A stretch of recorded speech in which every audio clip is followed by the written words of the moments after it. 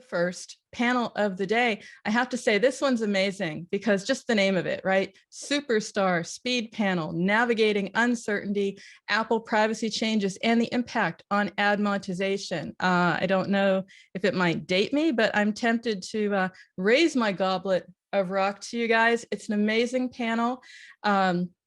I'll let, of course, the moderator introduce them himself, but we have Christian Calderon, who for me personally is sort of more or less the synonymous is what I want to say with data-driven marketing and econometrics. And we have, of course, BoomBit, top-ranking gaming app, game to tell us some things, share their knowledge, share everything. I will hand it over to our moderator for today, Dylan Umali, Business Development Manager at HyprMX. He's excited to moderate and learn how companies are navigating these uncertain times. We're excited to learn, so I'll give it over to you, Dylan. If I had it, I'd raise my goblet of rock. I can't wait to hear what you're going to say. I know it's going to be edgy, so I'm just going to shut up, get out of here. You take it away. Thanks, Peggy, and I appreciate the great intro. I couldn't have said it any better myself. But as Peggy alluded to, today we've got a great speed panel surrounding the upcoming Apple privacy changes and the impact on ad monetization. Super hot topic to discuss, obviously. Before we get into it, I'd like to introduce our panels briefly. I know Peggy did a great intro over there, but I guess we could start with myself. So I'm Dylan Umali. I'll be moderating the panel. I work as a business development manager at HyprMX, a leader in bringing branded ad campaigns into mobile apps. And I'm joined by some great industry leaders here. We have Christian Calderon of Gamejam. Christian, say what's up. Hey everyone, how's it going? We got Goncalo Martins, head of marketing at BoomBit. Hey guys, how are you? And to close out, we got Uzeyir Bazer, UA manager and monetization manager of Unico Studio. So, hi everybody. Yeah, great to have you guys on board. Great to share some insights. Goncalo, let's kick it off with you. As we all know, the IDFA is going away anytime now, just a matter of when. As we've seen, it's already making a big impact on the entire industry. Being head of marketing over at BoomBit, particularly covering all aspects of UA and monetization, be interested to hear what's bubbling up in your world and sort of how your ad monetization team, what are they expecting during these uncertain times? Yeah, of course. I mean, until the iOS 14.5 comes out, it's still a bit of a black box. But there's several things that we can already see that are happening. Several ad networks, they allow us to do, for example, tests on waterfalls that only target LAT versus non-LAT users. And on this type of tests, we can already see that the CPMs, sometimes they are about 20% lower for LAT users, showing that indeed, like not having that power and that knowledge on the IDFA can already have an impact on your monetization and on your CPMs. However, I think that ATT can be even more aggressive than LAT, so these values can be significantly lower. But what we can already see is that the ad networks, they are adapting to this new world of always having to double your efforts of LAT versus non-LAT in order for you to take the most out of these two types of users. It's going to be two new types of users. You really need to accept that, and you're always going to have this on the UA front or the monetization front. Be aware of this and kind of double your efforts to take the most out of the two. Totally, absolutely. It seems that segmenting between LAT and non-LAT is something that everyone's experimenting with.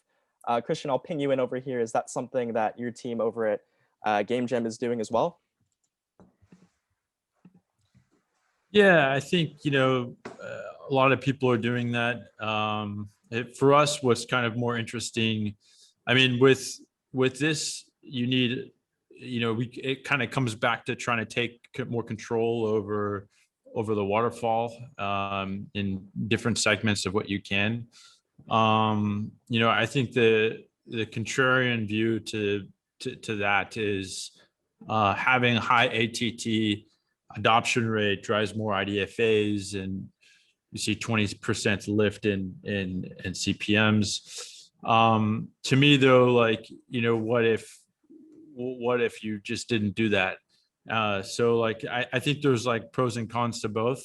Well, let's see what could happen. There are other types of monetization that I think you can put in, maybe that's more Apple friendly. Other types of ads I think that could come out of this that might be more friendly, like from brand spend.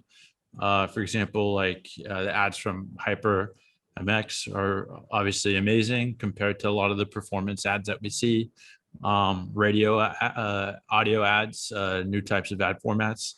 So I think there are other things that we can do outside of optimizing for higher higher adoption rate and ATT. And I'm more in that camp at the moment. Obviously, if it doesn't work out, we'll optimize towards ATT. But I would rather not give IDFAs to ad networks to have them target our users personally, if I can get away with that and have higher CPMs and higher ARPDAU. So that's the approach that we're going to take. Absolutely, absolutely. That's a lot of great insights, and I appreciate the HyprMX plug there. Uzeyir, I'm gonna chime you in here as well. Care to share some insights on what you guys are seeing internally at Unico? Yeah, thanks, Dylan. At Unico, we've been seeing, actually, we expect decreased eCPMs after Apple's changes. We are kind of making some preparations for that. It will be especially difficult for the hyper-casual and casual game publisher, especially hyper-casual game publishers, operate on lower margins. We are trying to optimize our waterfalls, and the job of the monetization managers for the hyper-casual games will be very challenging. Of course, we are doing the basic things, SDK updates or ATT prompt testing. But I believe these are the easiest part of the job. In Unico Studio, we are more focused on the product improvement to increase retention rates, session times, just to compensate for the expected revenue loss from these changes. Absolutely, absolutely. I know it's difficult managing all of this new stuff coming in. And I guess just backtracking here and taking a step back, more industry-wide and broadly speaking, Goncalo, let's kick it back to you. How do you think this is going to impact ad monetization, not only with your guys' studios, but just across the entire industry? Yeah, of course. I mean, I'm not going to repeat myself about the 20% drop and everything. So there's also a couple of things that sometimes we really don't think about until we are faced with these type of things. But for example, a lot of ad networks, they do sometimes change and have a more dynamic rev share in order to better tackle the auctions, meaning that even though sometimes you agree an X amount of rev share with an ad network, what they'll try to do is that they try to fluctuate up and down that average value in order to be more competitive for you on the auctions. On the auctions. However, what this can bring back to you on the negative side is that with this lack of knowledge on the users, with this lack of being able to be as competitive as before, this fluctuation can actually start damaging a bit of your rev share with the networks, and then not have a direct impact on your monetization, on the revenue that at the end of the month you bring home. So this is something that we are trying to understand with the ad networks. We're trying to understand with the partners how impactful it will be, because at the end of the day, it's not just the eCPM value that you're going to see on your dashboard, but it's also these dynamics on the back that can make your auctions be much more competitive and less. And trying to understand how these algorithms work, it's also very important for us, at least in my opinion. And also other small things, like for example the billing, right? A lot of ad networks will have much less information on the attribution side. They will not be able to track their installs as much as before. And some networks, what they're trying to do, they're trying to, instead of billing you on the normal install basis, they'll start billing you on the impression basis. And this can have a very big role on your final ROI, especially on hyper casual, like it was said here, very small margins. If out of nowhere you start being charged just on impressions instead of installs, we all know how many campaigns sometimes we run to test a game, to test a creative, and you have 5,000 impressions and 10 installs, just because it's really a bad creative. So this can have a big impact on the final ROI. That of course it affects our monetization and how we do monet. Absolutely, and that's a good point you make as well. I mean, it's hard to say how these companies are going to start billing out. Uzeyir, you mentioned it briefly earlier, but perhaps a decrease in spend. What do you think on that? Yeah, exactly, Dylan. I agree with Goncalo, especially. We are kind of a combined team with the user acquisition and monetization. It will be much difficult to make a decision in terms of spend, especially while scaling up the hyper casual games. And that will have an immediate impact on the revenue side, on the monetization side for most of the games, not just the hyper casual game publishers, with decreased visibility. Because we will not have enough data that we can confidently make some decisions, increasing bids, increasing spends. It will not be easy. So there will be, I believe, there will be an adjustment period. We don't know how long that will take, a few weeks, a few months, but there will be a new normal. It could be worse than we expect, or it could be better than we expect. Yeah, who knows? It's uncertain times for sure. And I think Christian made a good point as well earlier, just in testing different ad types. Christian, if you care to elaborate on that, I know you mentioned, these brand ads, audio ads. What sort of results have you been seeing, in preparing for these upcoming changes? On the monetization side or on user acquisition? I mean both, but particularly monetization side would be helpful. Yeah, so for monetization with audio ads, it's been kind of interesting. We've seen an increase in retention for cohorts with audio ads, which is we think that's pretty interesting. The other part about audio ads, which is nice, is that you can play them between interstitials.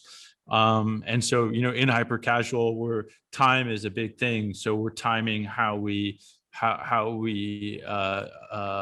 show interstitial ads, and so you can also have time how you show the audio ads. And we're finding the audio ads are working quite well. Obviously, still early. Almost no games have them now. So could be a nice thing that happens to us in 2021. On the monetization side, also looking into other types of ad units that we can put in. For example, in Japan, MREC has been a popular unit there for years. So we're looking at adopting it and testing it in other countries, trying to maybe tailor the ad experience also based on geography, optimizing more, doing these things where we can try to gain more control over CPMs. More work for everyone, I think, to try to improve ARPDAU on the ad side. Yeah, absolutely. Just seems like a bunch of testing, seeing what sticks, what doesn't, especially as these changes come up. Uzeyir, just going back to you for a minute. I know that you guys are doing a lot to prepare in advance for the upcoming changes.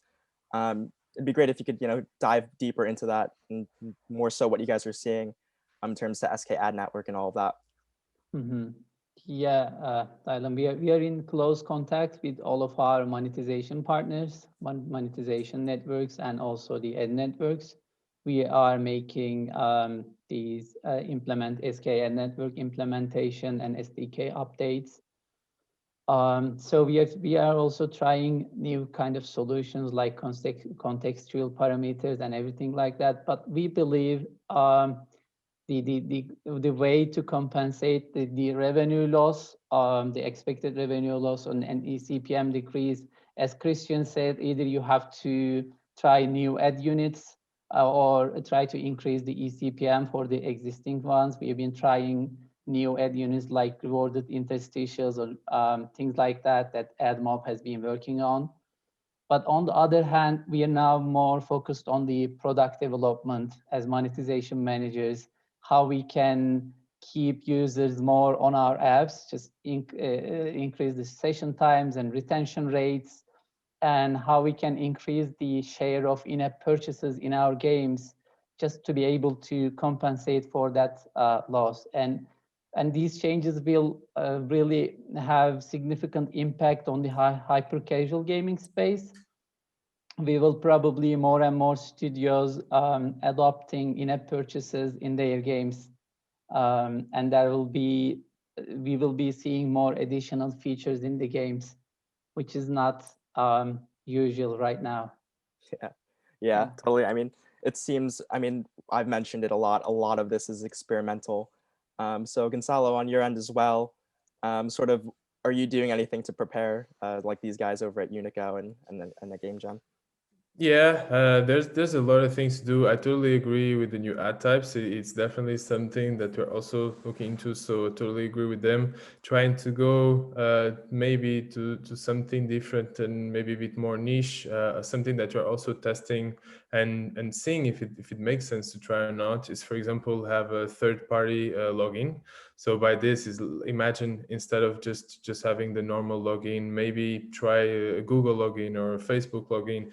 What will this do? Of course, it will give a certain ad network a bit more of advantage towards the others. However, at least with this type of logins, we are guaranteeing that Facebook, Google, or whatever it is, it has a full picture and a full knowledge of the user. So at least we can guarantee that one of our ad networks will perform to the maximum. So will perform to the current standards. And we still need to do this measure because, of course, then you're creating a bit of unfairness on the auctions. But this can be something new, something niche to do. However, also like something important is, of course, for you to define the conversion values that Apple is allowing us to pass via the SDK ad network. You need to understand what you really want to target, right? If you want to target in-game metrics, if you want to target advertising metrics, if you want to do just like each conversion value is 2 cents or start with just 1 cent for tier 2 countries, you really need to adapt. And this is something that we are testing a lot right now. Absolutely. Seems all of you are very data driven, and it's just exciting to see yes, what sort of indeed. testing works for all of your guys' studios. Shifting gears a little bit more into a controversial question, I'll say, is with the loss of IDFA, is there any sort of upside to it? Is this actually good for the consumer? And Christian, let's start with you. I know you have a lot to say about this, so it'd be great to get your sense. Yeah, I mean, I think overall it's there's good and bad things, right? So this could be really, really bad for a lot of small businesses that are not prepared for this. However, it's kind of like, when you're 18, or I don't know what countries, if this happens but in the US, when you're 18, you get kicked out of the house, right? And you have to like go on your own. This is a kind of a similar situation where Apple's like, okay, you guys, no more IDFA. So like some companies could improve the products from this in a way that is, less IDFA dependent. And I think companies like this could come out. But it also creates a situation where some developers could be dependent on certain networks that have walled gardens, and that are building ecosystems around this. They can control more margin. So I think the one thing for us, and I think for all developers, that's really important, because there's one side of the argument, whereas if there's overspend trying to learn, if you're spending more money on the user acquisition side, trying to figure out who these users are, in theory, that should increase CPMs, right? If margins are flat. So I think one recommendation to like kind of for indies and studios to prepare for this is like, with all of their, contractual agreements with ad networks, to make sure they have a rev share agreement in place. So if they're, so they are capturing margin if there's a margin shift, right? Because that's something that could happen with the absence of IDFA. It's a little unclear where margin could shift unless you have those contracts in place. But I think there's a good side and a bad side to this. Obviously, nobody is happy about it. But there's a silver lining, whereas maybe like our products could improve, we could have better retention, focus more on IAP subscription revenue, and in turn have better products. Absolutely. I like it. I like your take on that. There's a silver lining to everything. It seems, this could improve studios, but in the same way, it could sort of crumble them as well. Goncalo, if you want to chime in here and add in some additional thoughts. Yeah, I mean, I think it's pretty much all said. I mean, at the end of the day, of course, if we do think about like how social media and how like this current ecosystem can impact, for example, political influence, political ideas, how users do not trust a lot of brands, a lot of apps. Of course, it's positive that Apple is kind of enforcing this privacy. It's just giving the users and the consumers a bit more of trust. However, at the end of the day, I think that small increase of trust will definitely not compensate what's going to happen on a lot of companies' P&L. And for example, personally, myself, I prefer to be targeted and see ads that make some kind of sense to me than to just see and ended up seeing random ads just for the sake of privacy. Then it depends, of course, on each person. So yeah, that's it. It's always a gamble. We need to accept, and that's it. Take it Absolutely. as it is.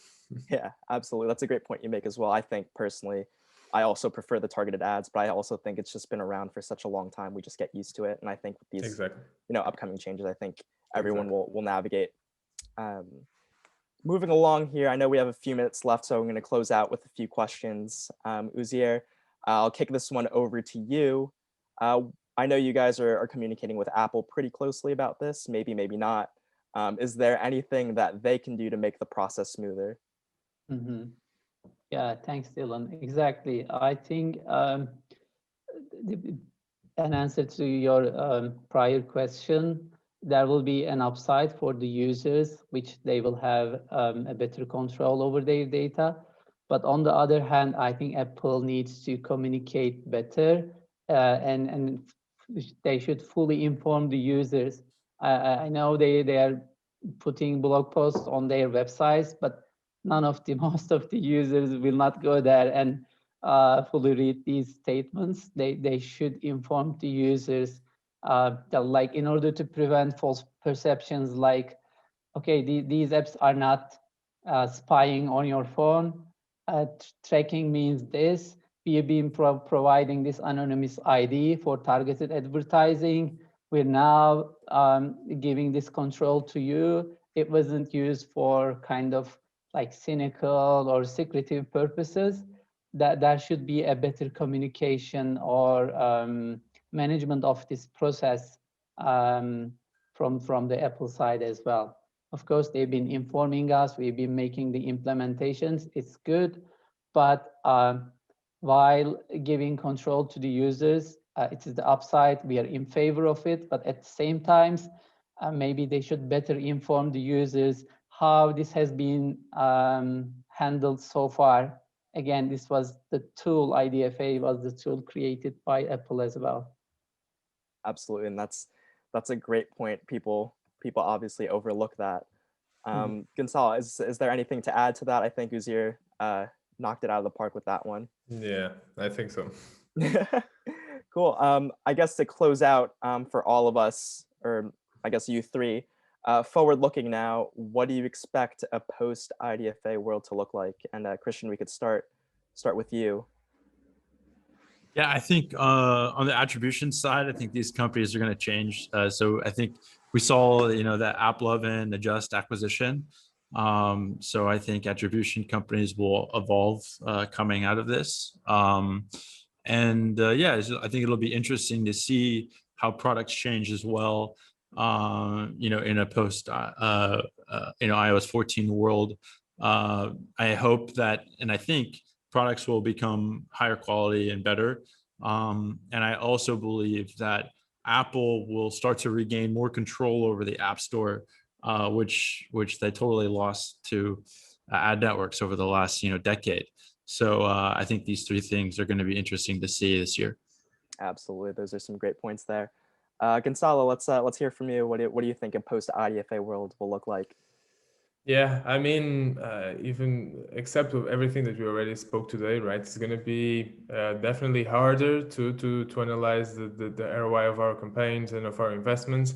However, I'm pretty interested in seeing the behavior of the hyper casual ecosystem. And why? Because as you know, hyper casual like advertises is 90% or 95% ad revenue driven. Then out of those 95, I would say is like 90% other games, other hyper casual, which shows and that the ecosystem is very similar, right? The users are already aware of this. They interact already a lot with these ads, which what can happen eventually is that the CVRs and the user behavior in the ecosystem itself, this very small ball and this small ecosystem will not be that affected.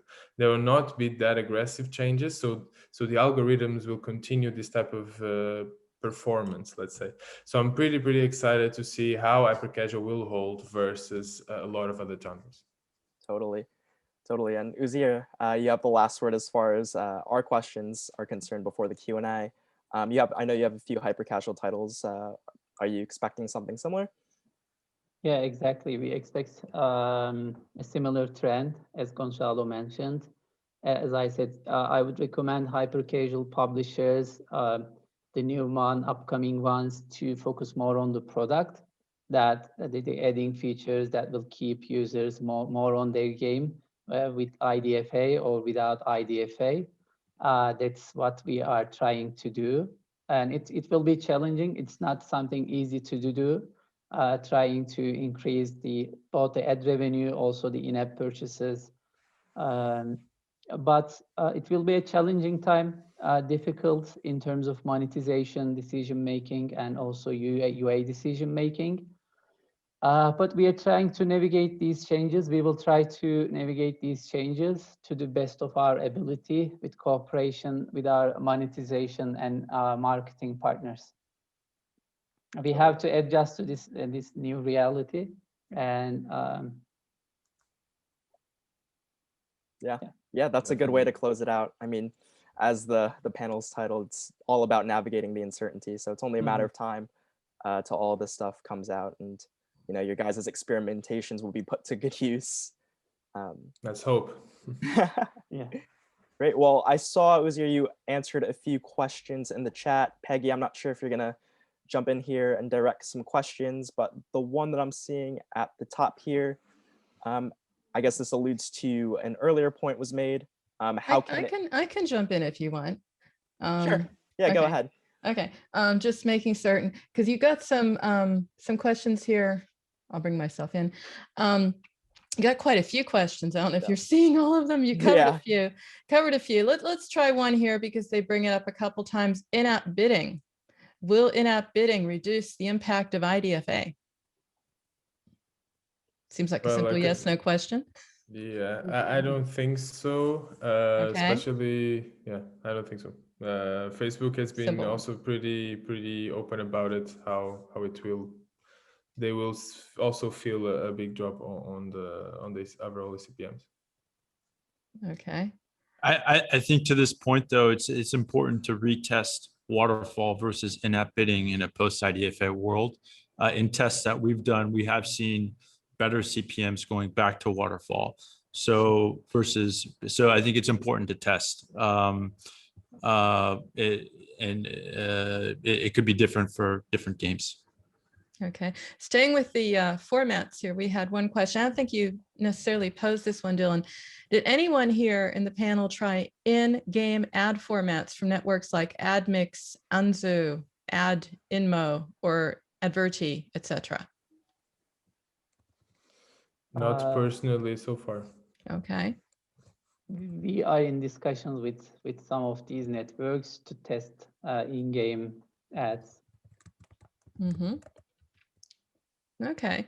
I had one question. Why not at the very end? I was really interested in these audio formats, Christian, and you said you're trying them. They fit really well because you can place them in between, so interstitial, then audio, etc. And then you said something like they're not available here yet, or something like that I heard. So what are these audio ads, and what are you doing? Because you're testing them, so you must have some great access. Yeah, well, I mean, it's not common. You're not seeing them in a lot of games today, but we really like the audio ads. We've been using a vendor called Audio, and based out of Tel Aviv, and basically we found that the quality of the ads are good. So like the ad quality is great, but in the tests that we've done, we've seen an increase in retention on a cohorted basis. Which was quite surprising to me. So I think it's still early. We're still testing, but so far we've rolled it out to all of our games on Android, and we're going to continue to roll it out in other games. I think it could be interesting as well because with new ad placements, for example, like hyper casual evolved as a category based on the interstitial ad unit, right? We started building levels that were like 10 to 30 seconds so that we could serve interstitial ads in between these mini sessions. So I think as like ad units change and evolve, it could also change how we design our games. So I think it's quite interesting to see the different ad placements and how it could affect the games in the future. And the impact on game design. You said it yourself. Correct. That's going to be very interesting. Because I remember hearing, I mean, we had hyper casual, then we had hybrid casual. So maybe there's some other form coming out of this, not just the type of the monetization, but the actual real game design itself. Exciting. Right. Yep. I think it's interesting. I think this was a great panel. I hate to tell you to stop, Dylan, but I'm going to have to. We're going to go to the next one. I think you deserve a massive applause for just, plain talk and also very positive talk. I mean, I expected to hear like the end of the world as we know it. And no, focus on product, focus on product, look at retention, find your workarounds. I really like that, and some great points as well that I hope everyone will continue in chat over at Discord. Just a high five to all of you. Well done. Here, high five. There we Thanks, go. Peggy. Bye-bye. Absolutely. Thank you. Appreciate Awesome. it. Yeah. Well done. Okay. Thank you. Thanks, everyone. Thank you. Thank Bye, you. everyone. Bye. Thank you, See you guys. everyone.